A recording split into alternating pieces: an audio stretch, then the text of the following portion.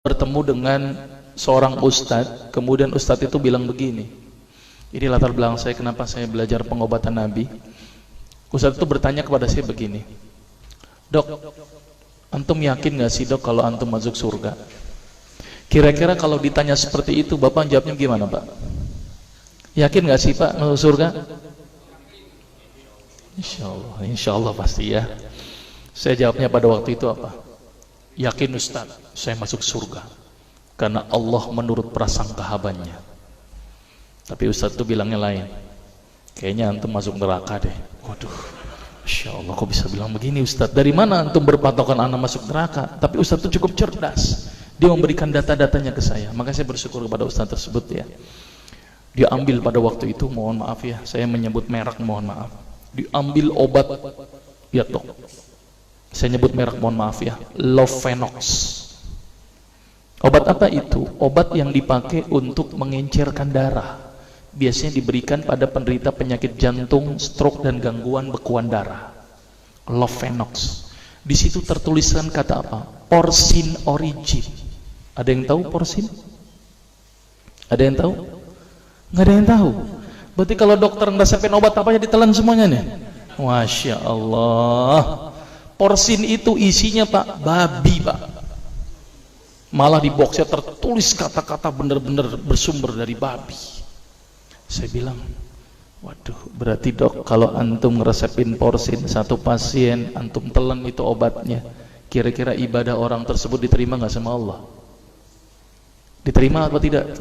Tidak akan diterima dok. Siapa yang dipersalahkan nanti? Antum yang menuliskan resep. Satu. Diambil lagi obat yang kedua. Saya cerita latar belakang dulu ya sebelum saya terapi senyum. Diambil obat yang kedua. Pada waktu itu diambil apa? Atrapid. Apa itu? Insulin. Tulisannya apa? Human insulin. Jadi diambil dari manusia yang telah meninggal. Diambil pankreasnya, insulinnya, yang menderita penyakit kanker pankreas, dibuatlah obat. Berarti dokter sudah menyuntikkan manusia ke dalam manusia. Diambil lagi obat yang ketiga. Luar biasa ini dokter. Apa Ustadz ini? Diambil obat namanya analsik. Apa itu analsik? Obat untuk pusing. Ini di kalangan dokter sering resep ini nih. Isinya apa? Antalgin dan diazepam. Diazepam, makanya kalau orang minum obat ini pasti ketagihan, saya yakin.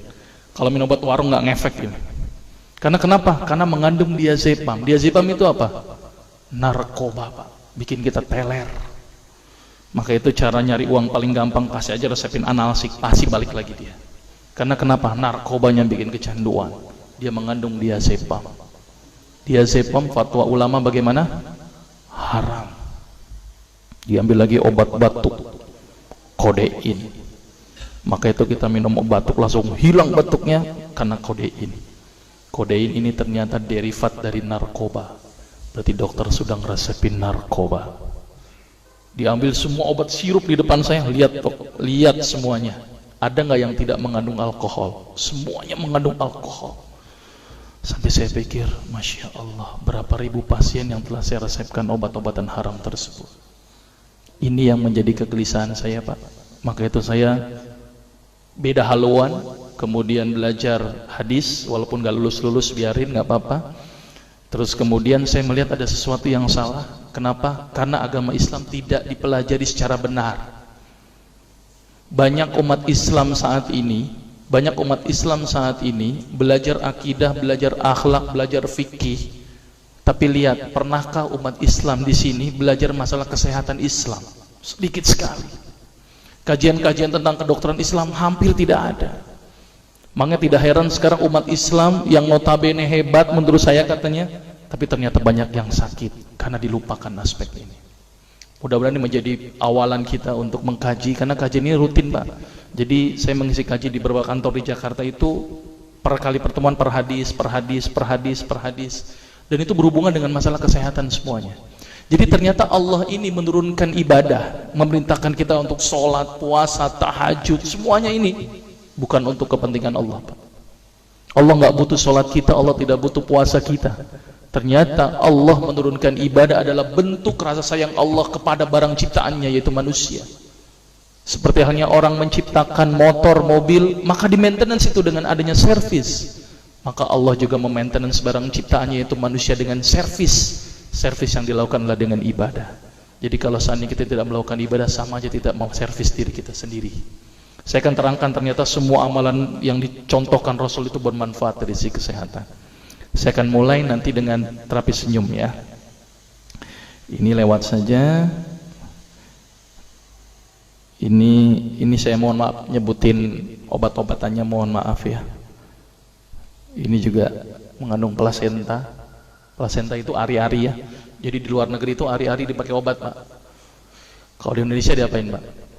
Dikubur, kadang-kadang pakai apa? Kaca, pulpen, buku, kadang-kadang pakai kurungan ayam. Kreatif, tapi kreatif nggak benar. Gitu ya. Di sana ini obat Lovenox namanya ya. Jadi bersumber babi. Ini yang mengandung narkoba. Wah, dulu tuh saya kalau jadi dokter gila-gilaan pengasih narkoba, Pak. Setiap ibu hamil, setiap ibu datang dengan bawa anak kecil, itu anak kecil Pak saya kasih narkoba, Pak. Kenapa? Karena ibu-ibu paling seneng kalau anaknya datang terus kemudian tidur pules. Wah, seneng banget tuh ibu-ibu. Apalagi obatnya yang tokcer, paling seneng itu orang. Maka itu saya kalau ngasih obat antibiotik dulu nggak namanya amoksisilin, ampicillin, nggak level buat saya. Apa yang saya kasih? Cefalosporin. Obat turun demam aja nggak ngefek nih, saya cuma 500 mg, Pak, 650. Dan selalu anak kecil datang kan alasannya takut kejang. Selalu saya tambahkan apa ini, Pak? Luminal. Saya dulu bandar narkoba, Pak, tapi legal, resep. Makanya itu saya banyak dosa ini. Mudah-mudahan ini bisa menembus dosa saya nanti di akhirat. Ya, ini insulin ya. Ini kosmetik yang